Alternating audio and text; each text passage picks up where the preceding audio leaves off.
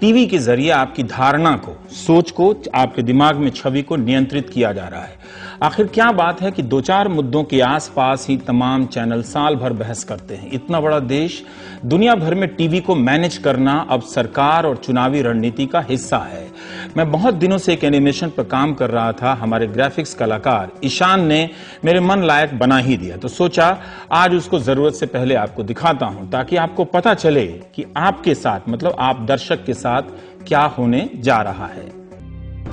TV के सामने बैठे इसी दर्शक के बारे में कहा गया कि यह शक्तिशाली है, अपने रिमोट से तय करता है कि कौन सा चैनल देखेगा और क्या देखेगा। इसलिए चैनलों की दुनिया में होड़ मची अलग अलग खबरों को लाने की। धीरे धीरे होड़ बंद हो गई। कभी तालिबान तो कभी 2012 में दुनिया खत्म होने के कार्यक्रम आने लगे। एक रिपोर्टर तो स्वर्ग की सीढ़ी तक पहुंचा। सारे चैनल धीरे धीरे एक से होने लगे।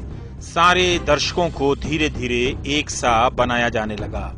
चैनल बदलना ना बदलना एक ही बात, चारों तरफ वही मुद्दे, वही दलीलें। एक बार एजेंडा तय हो गया, उसे प्रोपेगेंडा में बदलने के लिए चैनल चल पड़ते हैं। क्या यह सिर्फ संयोग होगा कि कई चैनल दो चार मुद्दों के आसपास ही दिन रात बहस करते रहते हैं?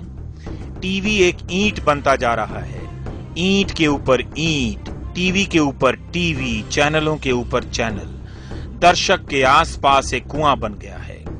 कुएं की दीवार ऊंची होती चली गई है। वो धारणा के इस अंधेरे कुएं में बंद होने लगा है। कुआं अब सुरंग हो गया है। आपकी सोच उस स्क्रीन का विस्तार बन जाती है जो आप देख रहे होते हैं। वैसा ही आप सोचने लगते हैं, वैसा ही आप कहने लगते हैं। यहां बैठे बैठे दर्शक को अब दो चार बातें ही मालूम हैं, या वही मालूम है जिसे बताए जाने का फैसला हुआ है। इस कुएं में बंद दर्शक के दर्शक होने का अस्तित्व मिट गया है। आप दर्शक नहीं रह गए हैं। मौत का कुआं आपने देखा होगा मेले में। ये जो आप देख रहे हैं लोकतंत्र में जनमत की मौत का कुआं है। मीडिया कंट्रोल के दौर में रिमोट कंट्रोल का कोई मतलब नहीं रह गया। पोलैंड में मैं कभी गया नहीं और लगता भी नहीं कि कभी जा पाऊंगा। 1981-82 की एक घटना है। हानिया एम फेदरोविच का लिखा एक पेपर है जिसका टाइटल है the war for information, the Polish response to martial law. Hindi वाले भी पढ़ते हैं कभी कभी। 12 दिसंबर 1981 की आधी रात पोलैंड में मार्शल लॉ लगा था। हिंदी में आपातकाल, कम्युनिस्टों वाला आपातकाल था वो। इस रिसर्च के जरिए यह देखने का प्रयास किया गया, जब सूचनाओं पर सरकार का नियंत्रण हो जाता है तब समाज क्या मर जाता है, या उसके भीतर किस तरह की प्रतिक्रिया होती है। क्या दर्शकों का एक बात सुनते सुनते दिमाग पक जाता है, और अगर पक जाता है तो वो क्या करते हैं? आम की तरह टपक पड़ते हैं या कुछ और करते हैं? अभी जिस एनिमेशन से आपको बता रहा हूं वो यूं समझिए कि पोलैंड में जब टीवी पर एक ही बात आने लगी, सैनिक मिलिट्री रूल की बात आने लगी, सरकार की जी हुजूरी आने लगी, तो लोगों ने एक नायाब तरीका निकाला। स्वीडनिक और लुब्लिन, ये दो नाम के शहर हैं जो शाम के वक्त लोग अपने टीवी सेट को खिड़की की तरफ मोड़ दिया करते थे और आवाज आती थी ताकि खुफिया एजेंसी को लगे कि लोग टीवी देख रहे हैं, और जनता जो है वो घर से बाहर निकल जाया करती थी अपने कुत्तों को लेकर टहलाने के लिए। हजारों लोगों ने जब ऐसा ही करना शुरू कर दिया, टीवी तो चल रहा होता था मगर लोग बाहर टहल रहे होते थे। 36-37 साल पहले की जनता इतनी रचनात्मक थी, दर्शकों को यही बताना था कि कोई नहीं देख रहा है। गुस्से में प्रशासन ने बदला लेना शुरू कर दिया। शाम के वक्त बिजली काट दी, पानी का कनेक्शन काट दिया गया। जब इससे भी बात नहीं बनी तो सरकार ने यहां तक नियम बना दिए कि शाम के वक्त सड़कों पर कितने लोग घूमा करेंगे, कितने लोग घरों में रहेंगे, ताकि कुछ लोग घर पर बैठकर टीवी पर चलने वाला प्रोपेगेंडा देख सकें। नतीजा यह हुआ कि और भी बड़ी संख्या में लोग सड़कों पर टहलने के लिए निकलने लगे पोलैंड में।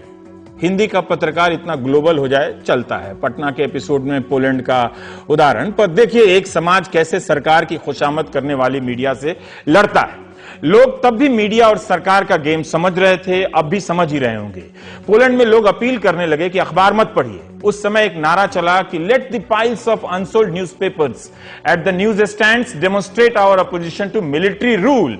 हिंदी में न्यूज स्टैंड पर अखबारों को बिना बिके पड़े रहने दीजिए ताकि उन्हें समझ में आ जाए कि हम इस मिलिट्री रूल का विरोध करते हैं। इसका असर हुआ। सेना के नियंत्रण में छपने वाले अखबारों को लोगों ने खरीदना बंद कर दिया।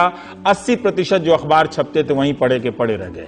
पोलैंड की जनता को आज तक अपना वो अतीत याद है। 2016 में पोलैंड की सरकार ने प्रेस की आजादी को नियंत्रित करने के लिए कुछ नियम बनाए। सरकार चाहती थी कि 4-5 टीवी चैनल के रिपोर्टर ही संसद कवर करें, जो उनकी खुशामद करते थे। विपक्ष ने कहा कि यह सब सूचना को रोकने के तरीके हैं ताकि नागरिकों को पता नहीं चले कि संसद में क्या हुआ और सरकार ने क्या फैसले ले लिए। विपक्ष की यह बात जनता समझ गई और 13 दिसंबर 2016 की रात संसद को घेर लिया।